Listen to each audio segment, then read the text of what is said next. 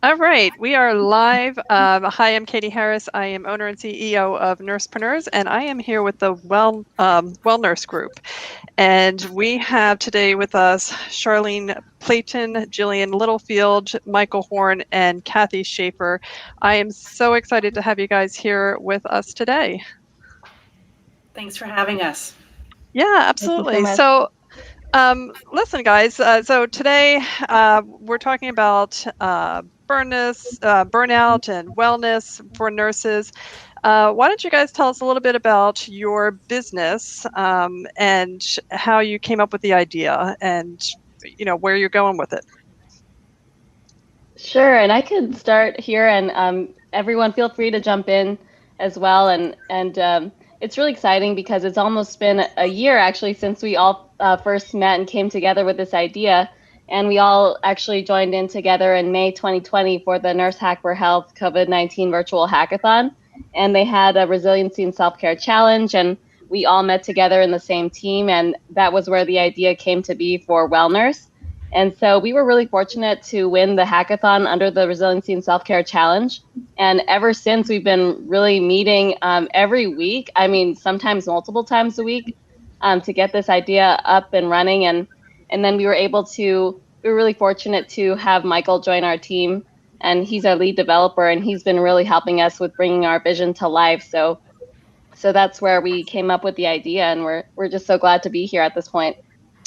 So how did you, what were kind of like the different opportunities to address? So are you guys addressing burnout direct on? So Resiliency and Self-Care Challenge. What were some of the kind of the other ideas that you played with before you came up with what you came up with? And Kathy or Jillian, do you want to speak to that one? So I'll jump in. When I joined the hackathon, I didn't have an idea. I actually was looking at the tracks and the ideas that were already presented, that you could join a team. And at the time, COVID had started really impacting hospitals.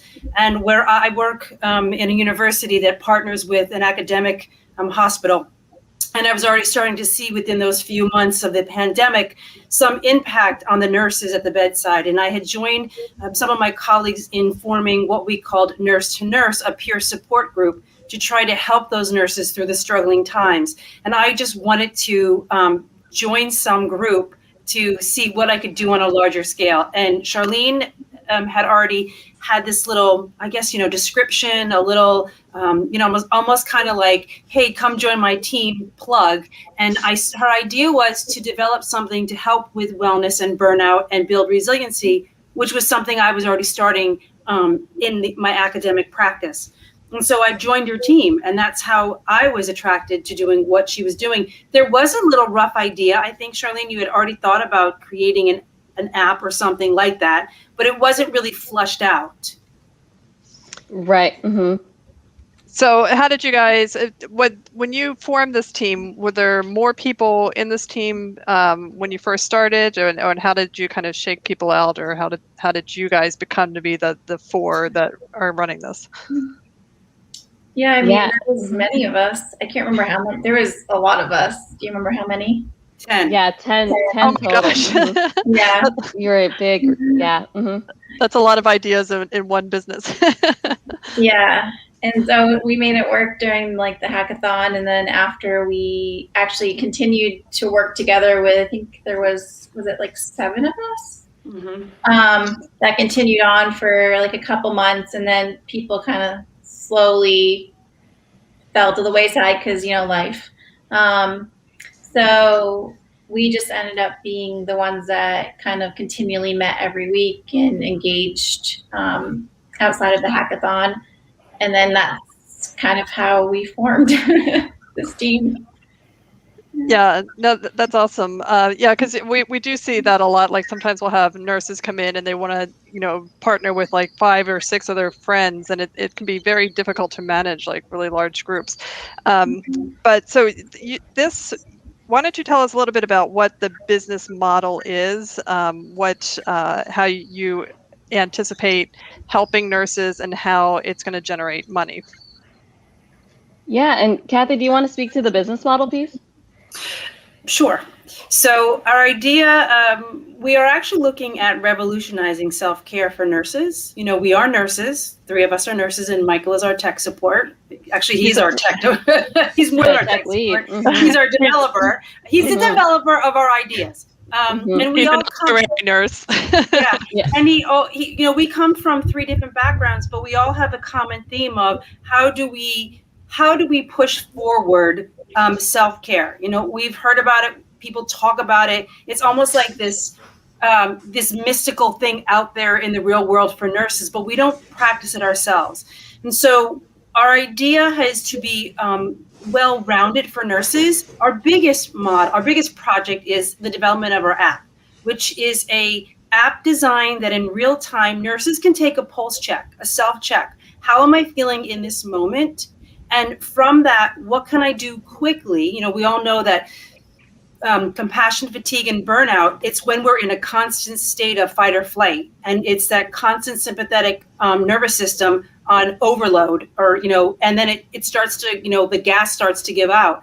And what we're trying to do is shift nurses into the parasympathetic response and create relaxation. And so the app is one of our, I guess you say it's our biggest piece right now of our company. We're looking to offer a freemium model so that we feel that every nurse should have some support. And so there'll be features on the app, but then we have expanded features on our app that nurses would pay for. There are other things that we're in the process of developing in our company, looking at structured, we have live streams as well, in which we invite nurses to come and share their stories. And so that would be part of our features of our paid model. Eventually, we'd like to partner with, you know, right now we're looking at a B2C model, but we eventually want to get to, you know, shortly to a B2B model. So we could work with institutions, because we realize that we have to stop sending nurses to these one-day seminars of how to breathe and really work with the institutional structures that really are preventing nurses from breathing. And so if we can work with the B2B model and help them really identify what's missing from this set of nurses, or what do we need more to support this group of nurses, that will help, I think, really look at the institution in changing the mindset of how to care for their nurses.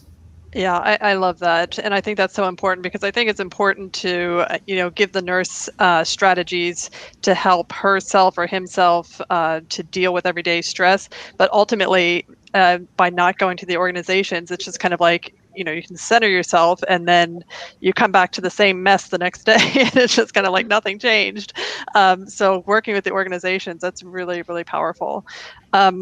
So what do you see yourselves doing with these organizations? Yeah, so there's actually a lot of different things that we can do. One of the strategies right now in healthcare systems and in healthcare organizations is that they have wellness programs. But the thing is that a lot of healthcare professionals don't necessarily know about the benefits that are offered by these wellness programs. So one of the things that we plan to do is bridge that gap. So really connecting the nurse to the resources that are available in their institutions or by their wellness programs. So we do hope to be just like that central hub so that nurses can directly know what's available to them. So in addition to learning about their own individual wellness, they'll also know how their healthcare system is supporting them. And that's one of the things that we really want to try to target, because, you know, right now there's employee assistance programs that are offered by healthcare organizations and, you know, throughout different employers out there in the world, but only 5.5% of employees actually utilize EAP services, and that's throughout all industries. So there's a big gap there, and we could really you know, target that and see how we could help that. Yeah, that's important too, because you know, I've seen a lot of wellness, and even one of my own institution has wellness, and I never get around to it, or, you know, it's just not convenient and stuff. But I think like or I have to log into the email and I just don't have access. So having an app, I think, would be an ideal situation. So would those be like organization-specific apps? Yeah, and Michael, do you want to speak to how that might work with the organization apps? Yeah, so what we want to do basically is offer a kind of more specific version of the app for each organization, so that basically the staff for a particular organization will all be connected by a particular version of our app. So in the beginning, we're creating the more general version of the app that, you know, people like anybody can download and use from the App Store. But moving towards the B2B, we do want to have like the basically a version of the app where like the staff within a particular hospital will be able to connect with each other, and also administrators will be able to kind of keep tabs on the general wellness of their staff. So, and Michael, this one's for you too. So how like difficult is it to just kind of put an app like this together? I mean, is this something you can just kind of throw together, or I'm imagining not, but there are some hurdles, especially with the especially with I guess the main thing is creating an app which can be easily sort of customized towards individual organizations, you know. So yeah, the hard thing is that generalization, but once we have that, we can kind of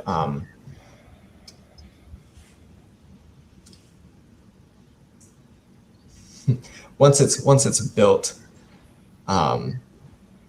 in this kind of general way, it's not too difficult to create a version of the app that will work for many different organizations, basically. So. Okay. And what kind of responses have you guys gotten, or have you approached these organizations? How are they responding to it, like initially?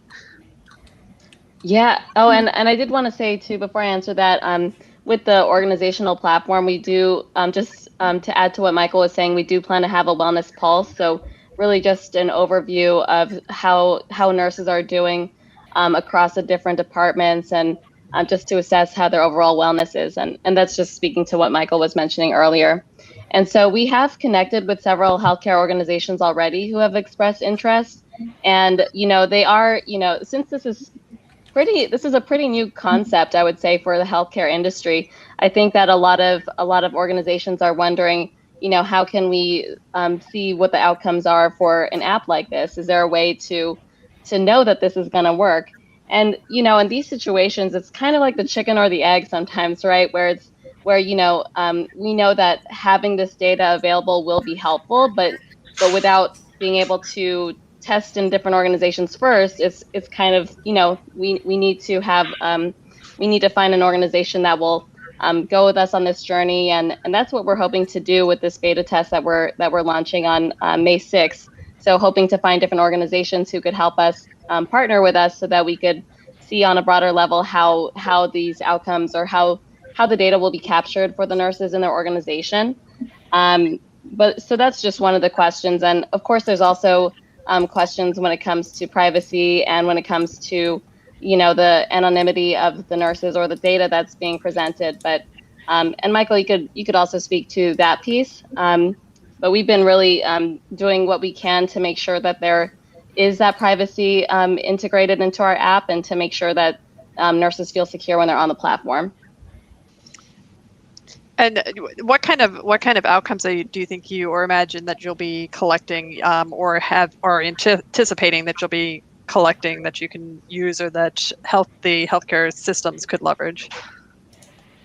Yeah, and Kathy or Jillian, do you want to speak to that? Or Jillian, maybe? Yeah, so we want to look at, you know, pre and post, you know, how they're feeling, you know, when using this app, and that's something that we've already begun to look at through our beta test. But, you know, when we start to implement this into organizations, I think that will be a huge thing that they're going to want to understand, is when they're doing like a check-in on the app, it will kind of give them feedback of, you know, what they're feeling in that moment, and kind of present this to them. And what we're hoping is like a real-time sort of visual kind of on this panel that we have created. So they can continually kind of check in on this and see where they're at or where their employees are at. Do you see this being able to help with like with staffing turnover and stuff? I'm sorry, Kathy.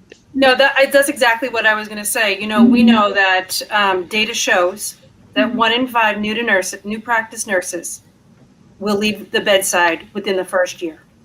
And so we're hoping that we can start to stop that trend.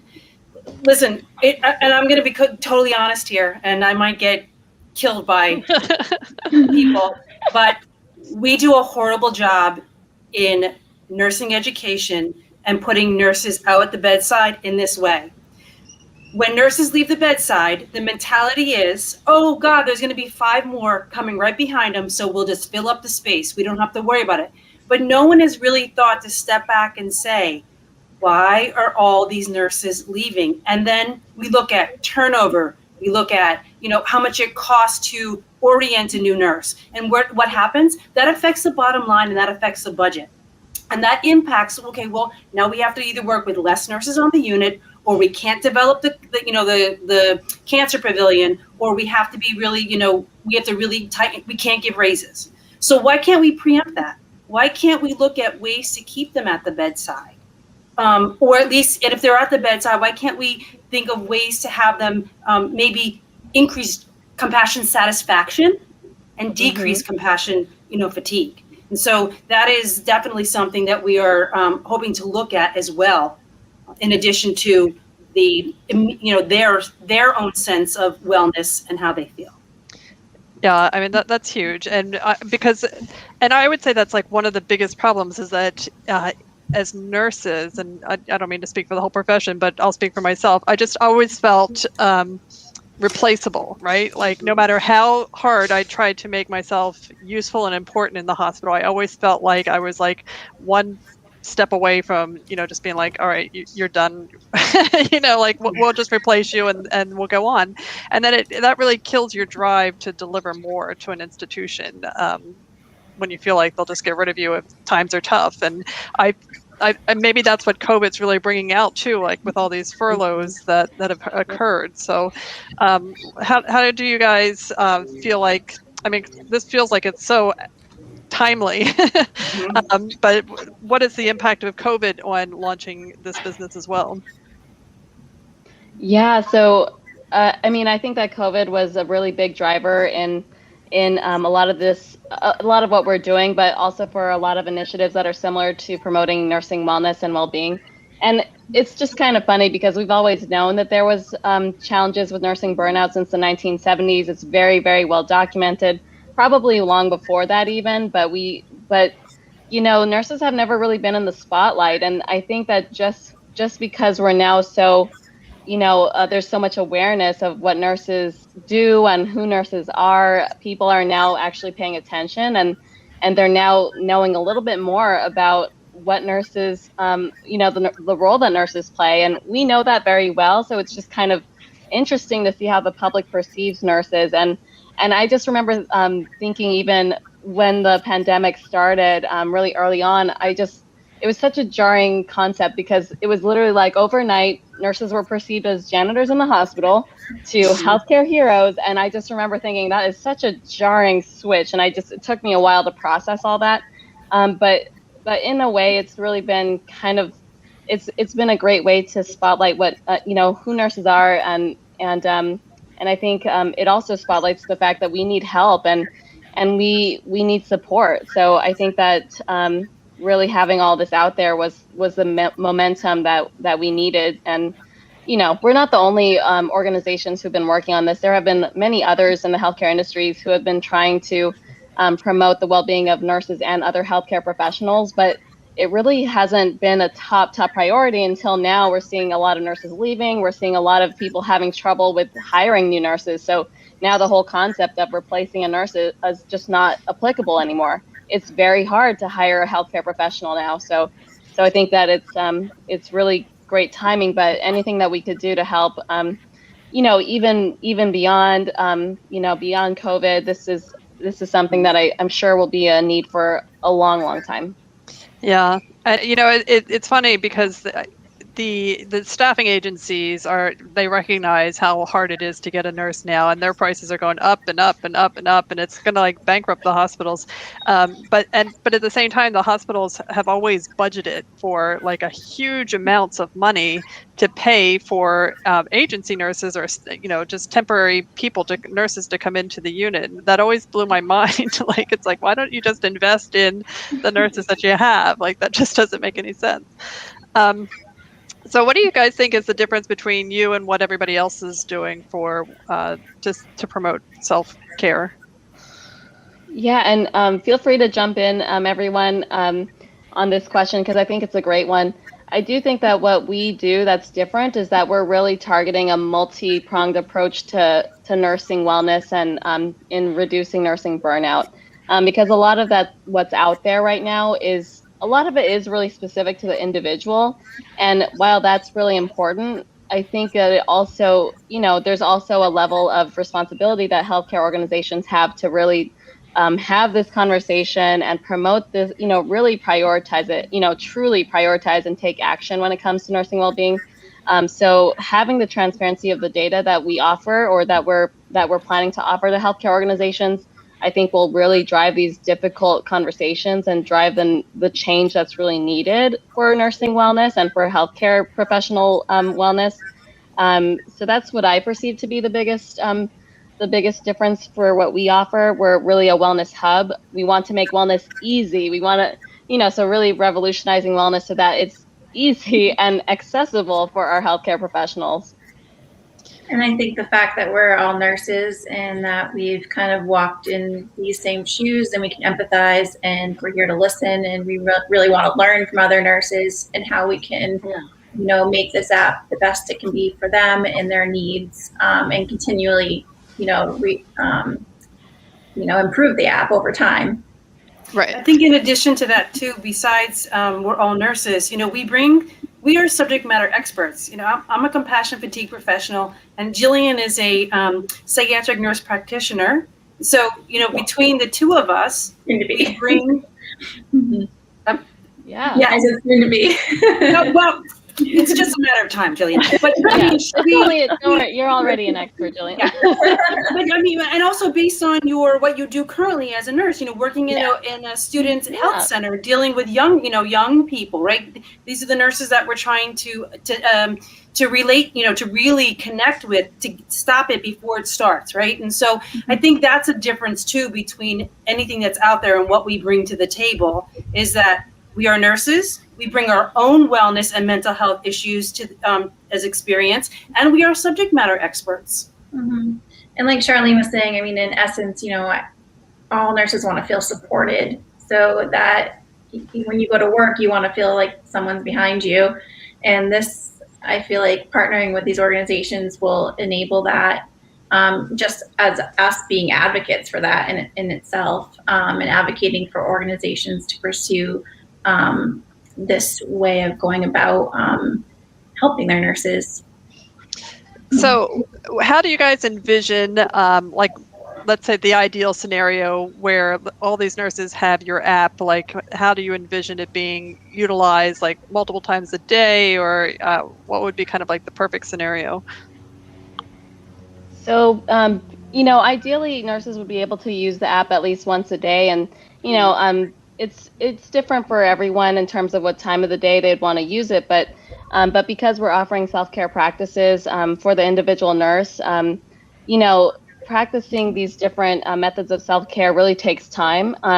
It's not something that if you're feeling stress and you do a self-care activity once, you'll feel the immediate relief, but it's really like exercising. You have to practice it over time, and I've been meditating every day for this entire year so far, and it's been a game changer. And Michael's also a really great advocate and practitioner of meditation, and I think that this is something we really need to put out there. Just as much as you need to exercise regularly for your physical health, you really also need to flex your mental muscles, and so I think if nurses try to use the app at least once a day, or even during those times when they are feeling more stressed, I think that what we offer could be really helpful. But we also offer a community platform, so you could still connect with other nurses whenever you are feeling that you would like to see what other people are doing or thinking or feeling, and really sharing that experience with others.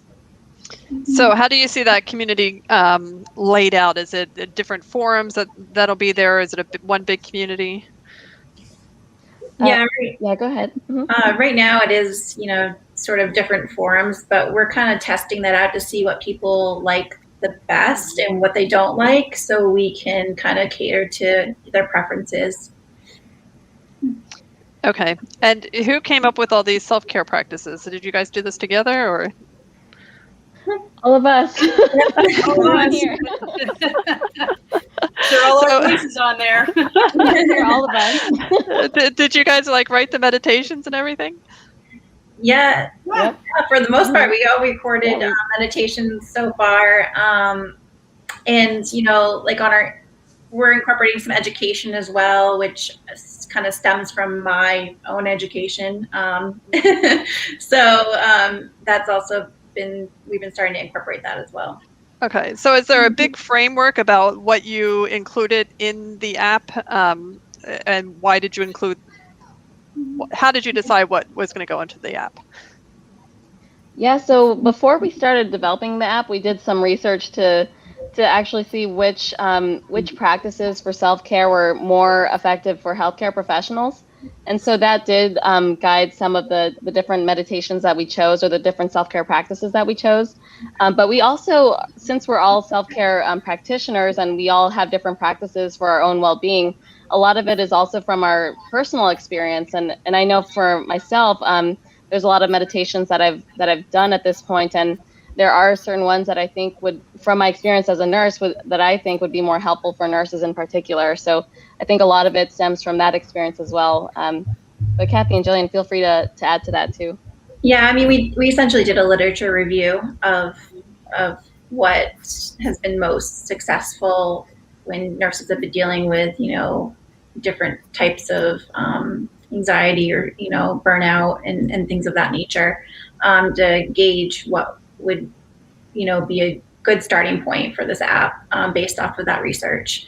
So that's kind of where we started and went from. And I think, that's similar to how most people approach these things. You kind of want to look at the research first to see what's going to be the best fit. And then from there, of course, with the beta test, I think things will change as we get more feedback. I mean, that's been hugely helpful, hearing firsthand what people think. Right. So, when is your beta test is already in progress right now? We did one closed beta test already. And now our next one is going to be an open beta test. Okay. And that means that you're going to invite people you don't know to come in? Yeah, okay. Exactly. All right. Yeah. You always get good response from people you don't know. I mean, we got great feedback from our closed beta, but our open beta will allow up to 10,000 nurses to enroll. So we're really looking to invite as many nurses who are interested to join us. And so we're really preparing for that launch right now. And it'll start on May 6th, which is the first day of National Nurses Week. So we're really hoping to have it as an offering just in time for the recognition of nurses. That's awesome. So how are you going to, what is your kind of plan to get 10,000 nurses onto your app? So we have different podcasts lined up. I've been joining a few different live streams and podcasts, but we're also getting into different press releases. So with the Nurse Hack for Health that happened last year, I've gotten in touch with them, and they will do a press release featuring what we've done so far. So that's going to be something to look forward to. The next Nurse Hack for Health is actually May 14 to 16 of this year. So they have another one coming up very shortly. So it'll be great to, I'll be part of that as well, but it'll be great since it's almost our 1 year anniversary. And, we have different social media platforms. So we're going to be advertising about the beta testing on those different platforms. I'm also, we're also trying to see if there's other news outlets. There's going to be a few articles published about us, but We have different avenues for getting the word out, but if there's any suggestions that you have, Katie, we would love to hear that as Your well. listeners. Yeah. No, I would definitely encourage everybody to sign up for this app. I mean, for right now, it's free, right? So there's no downside to signing up. Are you guys gonna have a store where we can like buy stuff? Because that's always fun. Yeah, we've talked about that. Yes. That's eventually in our business model. So we're hoping that that will be able to be launched probably within the next 6 months. Yeah, by the summertime, I think we could have something in the App Store, and Michael's really working hard to have it available for both Android and iOS. So for this open beta test, and Michael, feel free to speak more to this. Do you want to just talk about that? Yeah, for the open beta test that's coming up, it is going to be available on Android and iOS. For the closed, it was just iOS only, so we're really excited to be able to open up to Android users as well. And yeah, definitely we are going to be releasing paid content as well. Like the main app is going to continue to be free. We're always going to have some free content so anybody can use it. But we're going to be adding, stores so people can buy additional like meditations or things that they're interested in or courses, So yeah, we're really excited about that. Hopefully by this summer. Yes. Yeah. And that'll be no problem for Michael just to throw in an e-commerce store. Not at all. It's nothing. Easy. All right. So can you guys talk a little bit about the idea of resiliency, what it is and why it's so important? Yeah, do any of you want to speak to that? Yeah, so I think for anyone, that resiliency doesn't necessarily come naturally to people. It's not, for some it does. Sometimes it is natural. You're kind of born with that sort of capability to cope with stress easily and overcome obstacles and not be deterred and kind of just push forward. But for some, it takes more work, and part of our app is giving people the skills and access to those skills essentially, and also educating them on those skills, which does help build resiliency. If you're able to cope with your distress, understand, sit with your feelings, understand what you're feeling, and manage those in a healthy way, then you're building resiliency. You're able to focus on your life, function in life, and do good work at your job, and kind of move forward. Yeah, and a big piece of the app that we had all talked about in the beginning was providing education.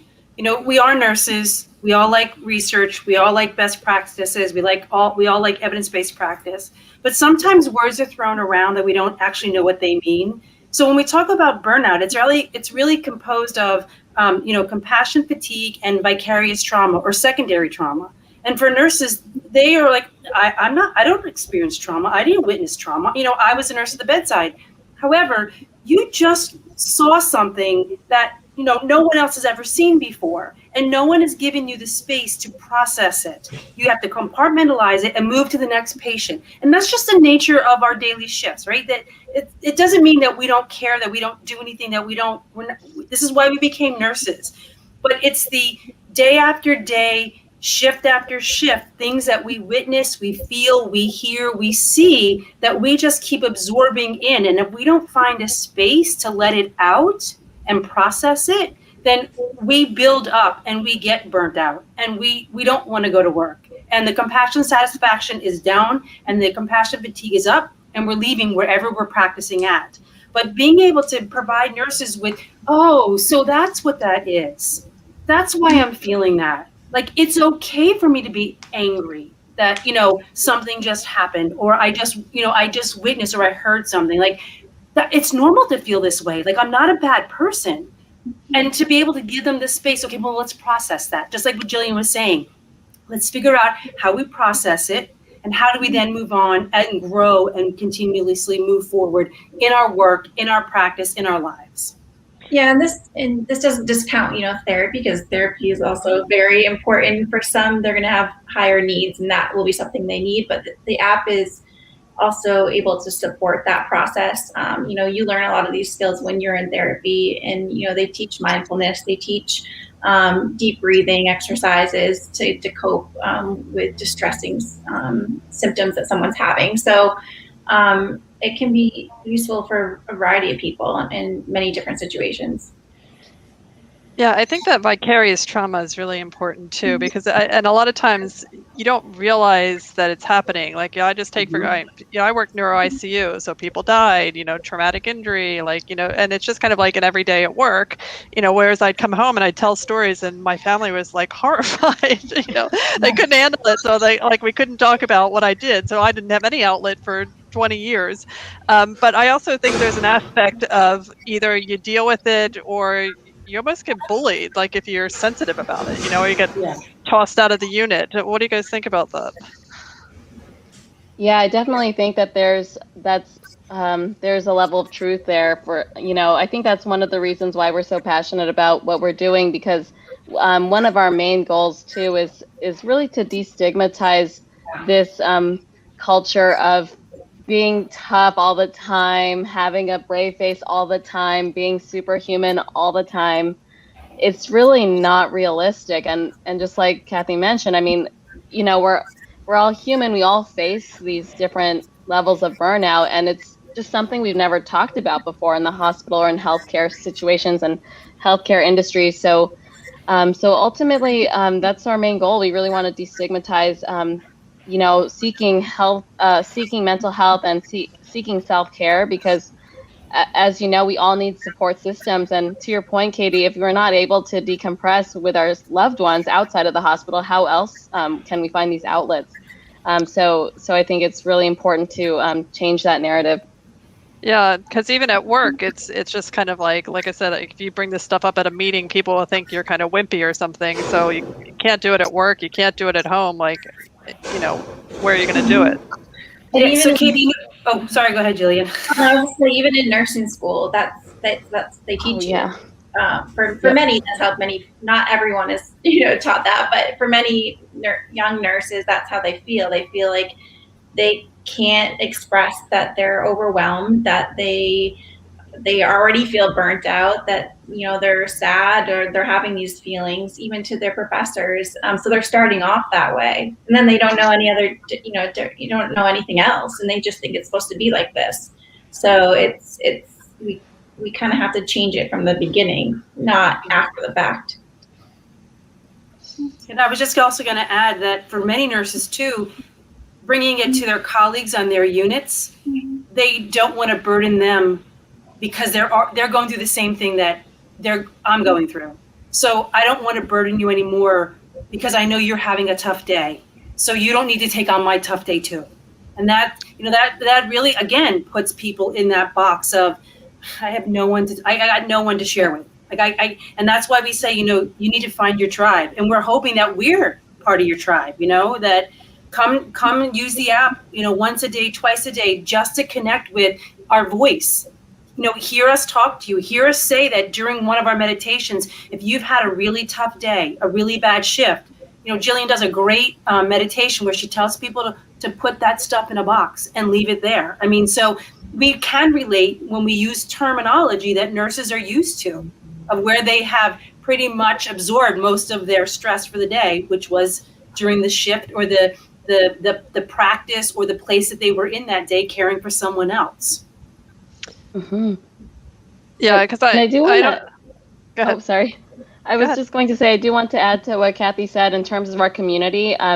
We do have, for our community, there's several questions that we ask. So a lot of questions that are meant to promote insightful conversations. And I was feeling like I was having a rough week this past week. And one of the questions in our community says, what do you do in the face of hardship, or what do you do when you encounter hardship? And I just saw that question, read all the answers from all the nurses there, and I felt so much better. And I was like, oh my gosh, this is so great. and I really like, we really want to be that tribe for everyone. If you need someone to talk to, we really want to be that support that nurses really need. So. Yeah, because I think it's important to normalize that vicarious trauma, because, like I said, right now it's more kind of like, those are the wimpy people that, can't tolerate or can't take it. And that's so wrong. And it's caused so much damage to all of us. Just absorbing it. And I don't think people recognize that, just taking on somebody else's story, like you don't have to see, guts and brain spilling out everywhere to have trauma. You could just be in a med-surg unit listening to somebody's story and taking that on. And it is a burden. Like you take on a lot of stuff there, and you just need that space. So you need like a safe space to let it go. Exactly. Yeah.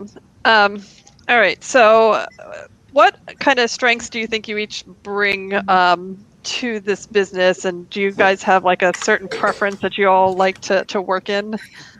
Like, is somebody just the meditation person? Like, is that just Jillian, or you guys kind of spread it out all over?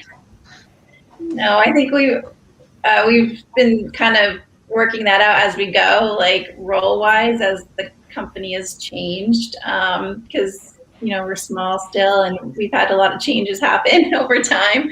But yeah, I'm definitely, I'm interested in the content, of course, because that's kind of what I'm finishing up school for, and, what I'm going to be working in and what I know the most about.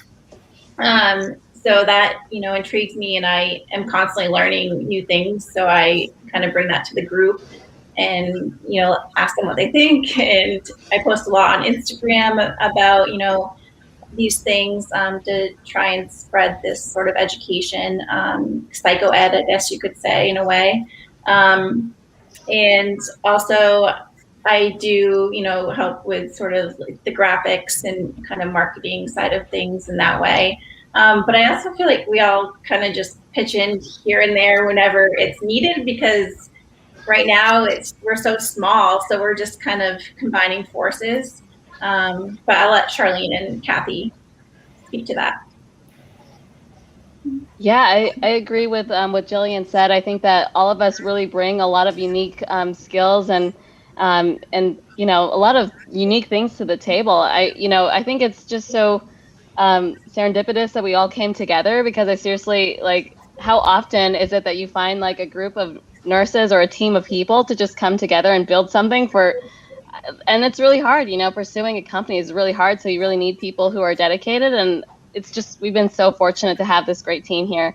And I would just say for myself, I do feel really passionately about self-care, and I do think that I bring a lot of that passion to the table. And just in terms of my background from leadership, I do have this unique perspective just in terms of how we might be able to bring this into healthcare organizations, but also just trying to see how we can incorporate that into when it comes to leadership. And of course, with being a Johnson Johnson Nurse Innovation Fellow, I'm really hoping to leverage that platform, since this company is my main project for the fellowship as well. So hoping to see what I could do in terms of partnering with J&J or leveraging that platform.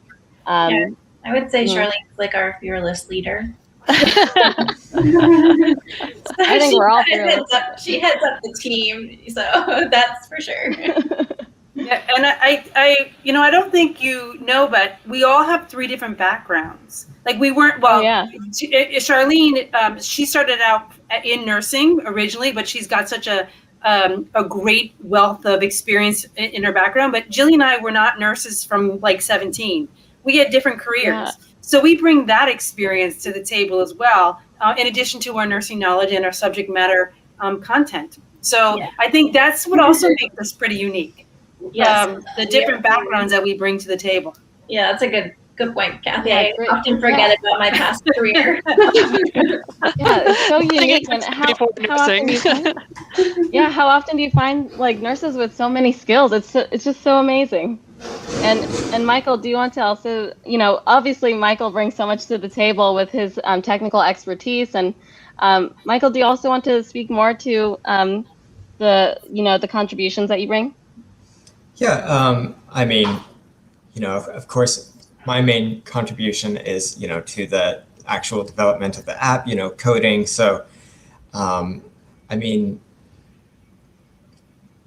other than just the technical side, though, I have been meditating daily for several years, and so it's actually really exciting for me to be able to combine, like my passion for developing apps and everything with also like meditation and bringing that to a population that really needs it. So it's been really exciting for me working on this team. I think that's unique for us because, often, so here are 3 nurses looking at wellness, and here is someone who does app development, and we wouldn't speak a common language, right? However, our common language is wellness, self-wellness. Mm-hmm. So we're able to speak to Michael or he can share, and he can tell us things that we understand. Oh, okay, we might not know the technical coding writing part, but he can share things with us and we say, okay, we can understand, okay, we can't do that right now. That's eventually we'll get to that, right? Okay, great. Let's put that on our to-do list. That's something we want to do. Or he'll say, no, we can do that. We just need to do this. I need this from you. And so being able to speak someone else's language outside of your discipline is extremely important when you start a company. And so I think the fact that the 3 of us, I always share this with the group. I'm the oldest of the group. So being tech savvy, I was an adopter, not a native, right? I'm an immigrant, not a native. But I do know, because I think maybe I've got younger children, so I try to stay in the know, right? But we all kind of, the 3 of us, meaning when I thought Charlene and Jillian, we do have a different understanding of, who uses what is social media, how do you do this, and being able, again, to be able to talk to Michael and to be able to get our ideas across, so he's not spending all this wasted time of developing a code and then come back no, that's not what we're talking about. So that I think is really important when you are starting a business and you have someone who is part of your team or you're trying to engage with, who doesn't speak your language, that you've got to figure out, well, how do I navigate and talk to this person so that we don't waste each other's time? Mm-hmm. Yeah, yes, that's he's very patient with us. Yes. We have big ideas all the time. Very grateful for Michael. That's funny. How did you guys meet, Michael? So Michael is actually, we know each other personally because he's actually my soon-to-be brother-in-law. That is awesome. Yeah. So, and Michael, do you want to speak to your connection with nursing as well? Oh yeah, my fiance, who is Charlene's sister, she was a psychiatric nurse for 8 years at UCLA. So, obviously I don't have any personal experience with nursing or anything, but I have heard many stories over the years. You have vicarious trauma too. Well, second, vicarious, Oh my gosh, that's awesome. So what do you guys think are some of the biggest challenges of working in a group? Because it can be very, very difficult. And, you guys started out with a much bigger group and, saw people kind of lose interest or lose momentum and that kind of stuff. Or maybe they just didn't have enough money to keep going on it. Mm-hmm. I mean, I think. Oh, sorry. Go ahead, Jillian. Oh no, I was just going to say. I mean, I think, of course, life is very busy. We're all working. School, Jillian. Oh my gosh. School. So, and then of course, Kathy has kids. So, life is busy. So, finding ways to balance everything, and then also meet goals and keep on top of these things is hard, but I think we've done a good job. With our meetings, we've set those in stone, and we meet every week. So I think without that would make we wouldn't be where we are if we didn't do that. Mm-hmm. And I would just say too, since we're all working remotely, it's a different challenge because managing a team when you're remote is very different than managing a team or working with a team when you're all in person. So it's been unique in that way, but I actually think that we've come together, really well and actually collaborating remotely. And we set our communications up throughout the week if we need to reach out to each other. And just like Jillian said, we have our standing meetings. But I think we've actually done a really good job communicating despite all being in different places. You know, we're in 3 different states among the 4 of us. So it's, and you know, so it's been really interesting. And we're at 2 coasts. Yeah. Right. So I think, you know, I definitely think our group was the typical group when you did the, you know, of how groups form, how teams form. You know, there was that period where and I think we're still getting to know each other. You know, we've only known each other for a year, and we're still getting to know each other and all the different aspects and the things that we bring to the table. But I think that the 4 of us collectively, our passion and our goal is to help others. You know, not only to help ourselves, but to help others. And I think that's what drives us to always, you know, do what we have to do. So Jillian and I are on the East Coast, and Michael and Charlene are on the West Coast. So, you know, meeting on a Sunday night at 7:00, you know, for 48 weeks so far out of this year, you know, that takes a lot of dedication for all of our parts, because it's the middle of the afternoon on a Sunday when it could be gorgeous in California, and meanwhile, you know, they have to come to a meeting. So I think it really, that's a challenge. I'm going to say that's our challenge. And I'm usually like in bed by 9:00. So sometimes our meetings are really late, and I'm like, you know, the one eye is open. I think the one day I literally fell asleep on them in the middle of our meeting. I was like so tired. Yeah. But, you know, but it's what needed to be done. It's what needed to get to the next step. Like, how did we have to figure out to get to the next step? Like, what were the pieces that we needed to bring next week to the table or work on? So that was, I'm going to say the time. I think also, I also think flexibility and kind of meeting people where they're at, you know, stepping up if someone needs help, like just being open about those things. I mean, I think just being upfront about how people are doing and kind of checking in. You know, we're promoting this app about wellness, so we kind of have to do the same thing, like check in with ourselves, check in with each other. So that I think is huge as well. So, and you can answer this or not answer this, but I want to say the progress that you've made in a year is absolutely astounding. It's incredible. And, you know, because we get a lot of students that get frustrated after like 3 or 4 weeks and they haven't made any money. And I'm like, are you serious? Like you know, when you go into business, it's something that it's a labor of love, especially that first year where maybe you don't even break even the first year. So have you guys self-funded this yourself, or are you getting grants from people, and what is kind of like your break-even time period? Do you want to go ahead, Kathy? So I'm just going to say, from the business plan that I'm working on, we don't expect to break even or start to make any money until year 3. And we're well aware of that fact because of what we're doing, what we're developing. Yep. We are all self-funded. We haven't gotten any grants yet, and we're more than happy to accept any donations that anyone would like to invest in our company. If any of nurses out there who are listening who would like to invest in us, we're more than happy to have a discussion with you. But this is something that we're really, I'm going to say, I can't, you know, it sounds so corny. And it sounds like, oh my God, they're just, you know, they're trying to promote their thing. But this is really our life's work. You know, not only with this, the app and the company that we're building and the things that are going beyond the app, but in our own personal lives. These are things that we do to help others. And so it's just taking what we've done or what we do in our full-time job and now put it into a company that eventually we hope will be our full-time job. So. Mm-hmm. Yeah, I just like to set expectations because there's so many people out there that they think they're just going to start a business and a couple of weeks later it's going to generate money, and it's just ridiculous. So, but did you guys have any idea what you were going into when you started this? Nope, and I think we're still right, and we're still uncovering different things every week. Like really every week there's like something new that could pop up. But it's been such a fun, like, you know, it's so fun. I don't know. I think it's really fun.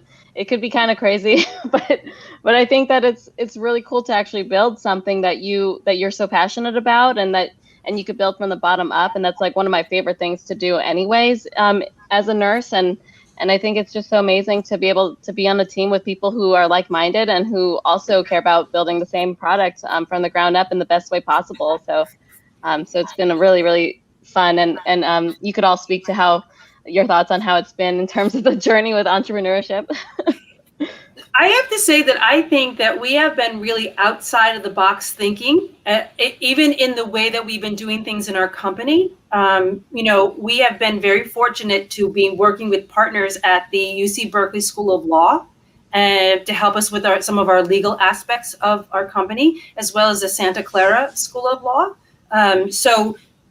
And being able to tap into other resources, people who hear about us and they want to talk to us and they want to know more about us, and then being able to connect us to the next person. So we're starting to utilize some of our own networks, but then people hear about us or see about us, and really just getting in front of people to talk to them, right? It's all about talking and telling them what we're doing and why we're doing it, and you have to have a plan, right? We're just not like thinking, okay, next year we're going to make X. We know that we have a plan, and the plan we all realize the plan is going to be tough for us over the next 2 to 3 years. However, we know that in 2 to 3 years, we're going to have this amazing company and this really great product that is really, I said in the beginning, we're going to revolutionize the way that nurses provide self-care or have self-care or take care of themselves, whatever you want to call it. But we are revolutionizing this. Oh my God, you have to lead with a vision, and that is amazing. I love that. I love that so much. All right, so kind of rounding up the hour here. What does your roadmap look like over the next couple of years? Yeah, so we're going to learn a lot after we launch our open beta test, and as we mentioned earlier, that's going to come up in May. We do really aim to launch our official app in the App Store by the summer of this year. And then as we get individual users on the app, we will look into partnering with schools and with hospitals, hopefully over the remainder of this year and towards the end of this year, to see what those partnerships can look like, and then just really branching off from there. So I think that's our main goal for this upcoming year. And I think just depending on how things go, the feedback we receive, the partnerships that we can make, we could determine our next move from there. But ultimately, we, in the long term, we want to expand our app to other healthcare professionals, and then, of course, to different schools and programs. And so, and interestingly, there's been also a lot of international interest in what we're doing. We had an article that was written about us by Johnson Johnson, and there were, Johnson Johnson is an international platform, but we actually had a lot of different people from a lot of different countries who visited our website. And so that's another way that we are going to think about expanding moving forward once we have some of our other items in place. But awesome. Yeah, it'd be great to connect nurses worldwide. All right, so if somebody wants to participate in this beta program, what do they need to do? So if anyone's interested, they could visit our website first and foremost, and you could visit us either at www.wellnurseapp.com, or you could visit us at, we are rebranding to Fifth Window, our new name, but they could also visit us at www.fifthwindow.com. And we're going to have the instructions there for how to sign up. But right now we have a button that says join beta test. So you could just sign up with your interest there at the moment. And then we're going to email everyone with more information on how to join and with the exact link and different ways in which they could participate. So in the coming weeks, there'll be more information about that. All right, awesome. Any last words before we sign off? We're just really excited and fortunate to have nurses like you who have been paving the way for nurses like us who want to be entrepreneurs and innovative, and inviting us to your platform to share and get our message out. So thank you for having us this afternoon. Yes, thank you very much. Thank you. Thank you so much, Katie. Yeah, thank you guys. All right, everybody. Thanks so much. Thank you.